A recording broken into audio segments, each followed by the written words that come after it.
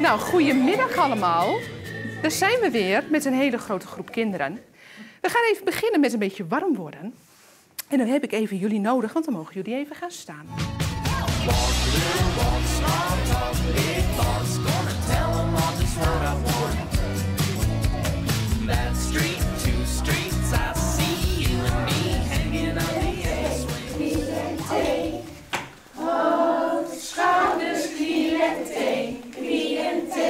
Wij kwamen al heel vaak hier in het zorgcentrum met activiteiten om liedjes te zingen met Sinterklaas. Of met Sint Maarten gingen we hier met de lampion lopen.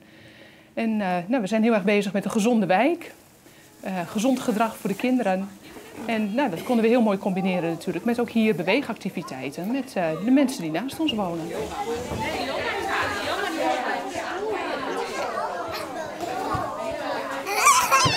Ja.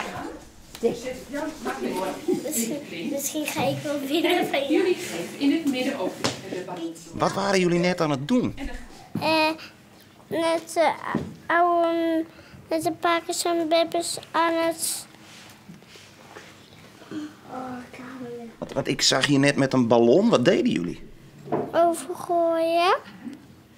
Wat voor oefening hebben jullie hier niet gekregen die in? Ik zeg ballon, ik zeg van alles. Wat heeft die in? Leuke grapjes maken met de ballonnen. Dat vond ik leuk. Want daar hou ik van. Je gaat weer tegenover iemand staan. Ja, heel mooi. En dan gaan we eventjes ons hele lijf gebruiken. En we beginnen even met één arm helemaal in de lucht. En dan kan iedereen meedoen. En de andere in de lucht.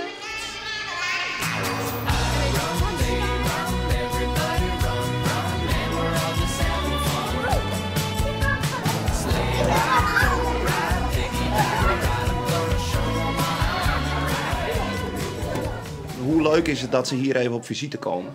Nou, ik vind het best. Ik vind, het is voor de oudere mensen ook leuk, gezellig.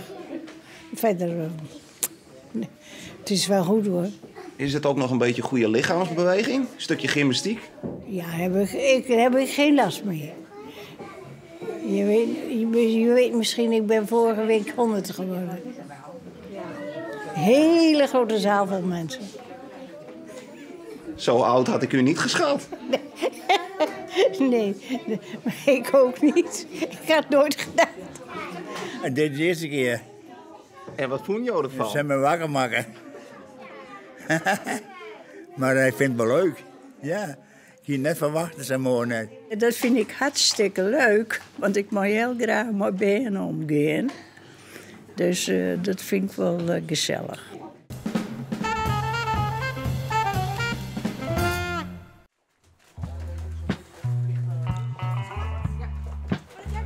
Nou, plezierige dag nog, hè?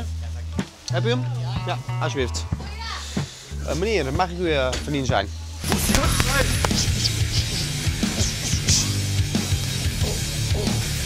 We wouden een stukje van die overheerlijke bobkaas. Ik zal hem even laten proeven, momentje.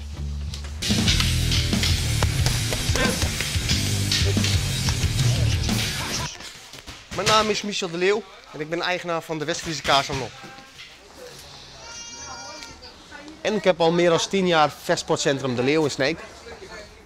Maar het is wel een hele opmerkelijke combi. Cheeseboer en vechtsporttrainer. Hoe best je ook zo bij die beide kwam? Nou, het is, de vechtsport is eigenlijk zo'n uit de hand gelopen hobby. Zeg maar. En ja, goed, eigenlijk, ja, zo opmerkelijk is dat eigenlijk een combinatie ook niet. Want ja, als je bijvoorbeeld zegt, je hebt heel veel mensen die kopen voor magere kaas. Nou ja, als je dan in plaats gewoon wat vettere kaas haalt en daarnaast nog wat aan sport doet, ja, dan komt dat ook weer bij elkaar. Hè? 1, 2, 3, 4, 5, 6, 7, 8, 9. Dat is 15, 20, 30, 40, 50. Alsjeblieft. 10 en blijf bewegen. Waar bist je nou het meeste? Bist het meeste hier aan het sporten, aan het trainen of bist je meer op een merk? Nou, dat zal een beetje me schelen, denk ik. Hè? Want meestal is het 's avonds na de markt, dan ben ik hier in de sportschool te vinden. Ja. En waar komt die leefde voor vechtsporten? Waar komt die bij? Ja, dat is een hele goeie. Ik ben eigenlijk spelende wijze begonnen met judo. Want ja, de hele buurt zat op judo. We gingen met z'n allen, hele groepen gingen ze erheen. En dat is een beetje spelende wijze begonnen. En daarna ben ik eigenlijk een beetje doorgegroeid naar het kickboksen. En taekwondo, een tijdje bij Taipelato getraind. En toen ben ik in aanraking gekomen met Eskrima. Eerst onder Wild Born, later onder Adse van der Meulen, toen bij Frans Stroeven. Daar ben ik eigenlijk heb ik 2 zwarte banden behaald. Ben ik als Rijks gediplomeerd geworden. En dan gaat het steeds verder. Hè. Wie mag ik dan helpen? U kent hem, hè? Die bijzondere smaak van de Bob. Mevrouw. Weten die klanten hier dat je ook vechtsporttrainer bent? Nou, een enkeling, ja, een enkeling. Heel veel mensen die weten het niet, hè, maar er zijn wel mensen die dat wel weten, inderdaad. Ja. En dan denk ik, als ik dan denk om vechtsporten, dan denk ik toch echt wel wat om een imago. Hè? Je wil toch echt een beetje wat een stoer beeld creëren. Kun je dat als cheeseboer, kun je toch wel een beetje stoer imago krijgen op die manier? Nou goed, ik denk dat een beetje een gepresenteerd beeld is van wat is gecreëerd, zeg maar, door de media. Want kijk, als je bij onze school binnenkomt, dan is het gewoon heel warm. En ook, we hebben eigenlijk alle lage bevolking, die komen in harmonie, komen die samen. Dus we hebben tandartsen, we hebben ingenieurs, we hebben wachtmeesters van de marechaussee. We hebben eigenlijk allerlei soorten mensen die bij ons komen. En het is allemaal gewoon leuk met elkaar, respect voor elkaar.